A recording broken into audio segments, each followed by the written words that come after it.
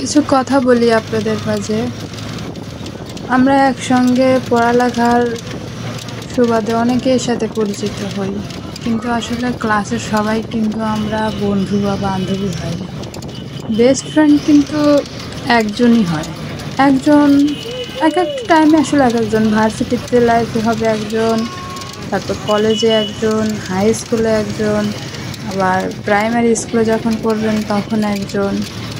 তো এসব কথা বলার কারণ হচ্ছে, কয়েকদিন আগে আমার কয়েকটা বান্ধবীর বাসায় ভিজিট করছি। আব্দুল্লাহ, আর তুমি কি নাওসা? নাওসা বাবু, ওরা কোথায় বেড়াতে আসছে?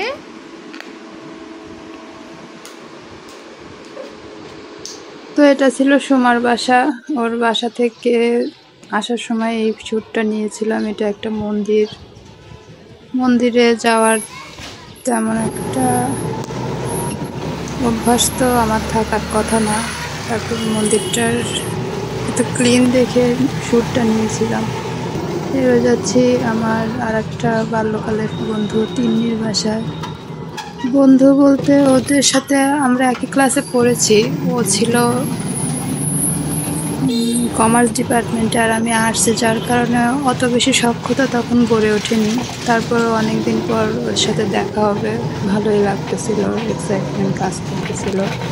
তো এই কথাগুলো বলা হচ্ছে এই জন্য যে আসলে আপনি বন্ধু যখন হবে কাছের, তখন অনেক দিন পর দেখা হলে তার মধ্যে যে এক্সপ্রেশনটা, ওইটা হয়তো আপনি এই দুদিনের পরিচয় বন্ধুর সাথে বা একটা সময় একসাথে পড়তাম বলেই যে সে আমার বন্ধু, এরকম কিন্তু না।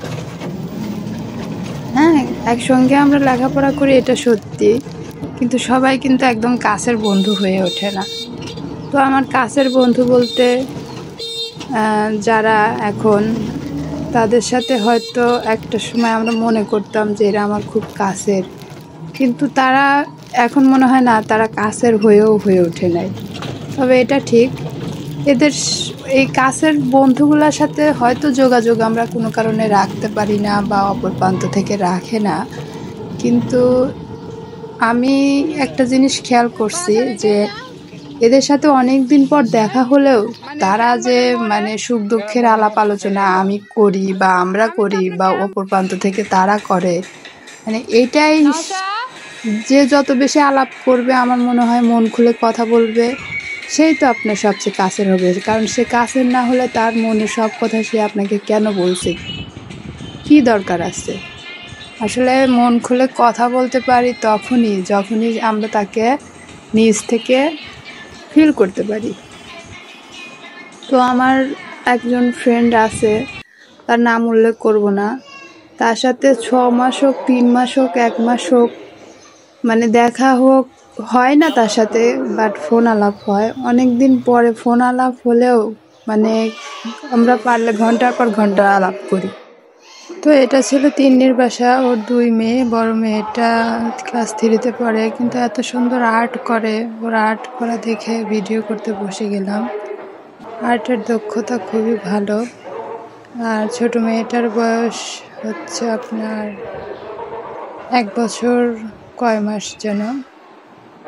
তো যাই হোক, বন্ধুত্বের কথা যে বলতেছিলাম, আসলে বন্ধুত্বটা একদিনে গড়ে ওঠে না, ধীরে ধীরেই গড়ে ওঠে। আমরা কিছু বন্ধু থাকে যে লাইফে হঠাৎ করে আসে, আবার হঠাৎ করে গায়েব হয়ে যায়, আর কিছু বন্ধুত্ব থাকে সারা জীবনে রয়ে যায়। তো আসলে সারা জীবনের জন্য বন্ধুত্ব পাওয়া বা বন্ধুত্ব গড়ে তোলার যে নিয়মগুলা আমরা আসলে মেনে চলি না বলেই ওটা হয় না। নিয়মগুলোর মধ্যে রয়েছে আসলে রেগুলারলি বলতে, মানে যতদিন পরেই হোক কথাটা যেন কন্টিনিউ থাকে। একদিনে আমি খোঁজ নিলাম, মানে আর ইগো জিনিসটা কখনোই রাখা যাবে না। যার কাছ থেকে আমরা মন খুলে গল্প করতে পারবো, সেটাই হবে আসলে প্রকৃত বন্ধুত্ব। আপনি তার কাছ থেকে কথা হাইড করবেন না তা না, নিজের ব্যক্তিগত এমনই কিছু কথা থাকে আসলে যা কারো কাছেই শেয়ার করতে ইচ্ছা করে না। তবে হ্যাঁ, আমরা যে কথাগুলো, এমন কিছু কথা থাকে আমার মনে হয় যে বলতে না বললে পেটের মধ্যে গুড়গুড় করছে, তো বলে ফেললেই আমার মনে হয় যে হালকা লাগে। তো সেই কথাগুলোর জন্যই একজন বন্ধু থাকা খুবই জরুরি, খুবই খুবই জরুরি, মাস্ট বি, লাগবেই তাকে। তো আমারও আছে ওরকম একজন বান্ধবী, আবার যাদের সাথে দেখা হলেও ভালো লাগে এরকম বান্ধবীও আছে, বন্ধুও আছে। তবে বন্ধুরা আসলে বন্ধু ছেলেরা আসলে বন্ধু বলতে আমি ছেলেদের মেন করতেছি, ছেলেদের সাথে বন্ধুত্ব করার আমার মনে হয় না প্রয়োজন ছাড়া দরকার মানে আসতে মানে যোগাযোগ রাখার দরকার পড়ে। ছেলে বন্ধু আসলে কোনো কাজের না আমি মনে করি।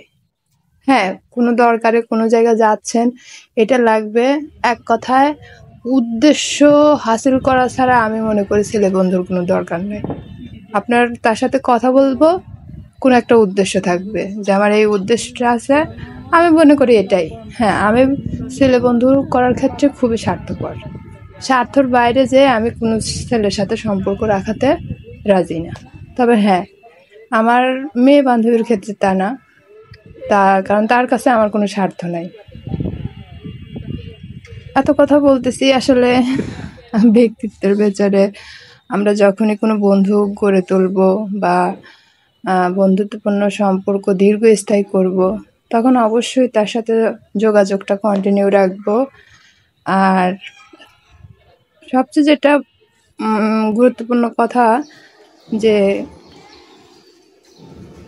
আমরা স্কুল কলেজে পড়াকালীন অবস্থায় অনেকের সাথেই উঠা বসা করি, কিন্তু সবাই বন্ধু না, ঠিক আছে? বন্ধু বা বন্ধু হাতে গোনা 2-3 জনই হয়।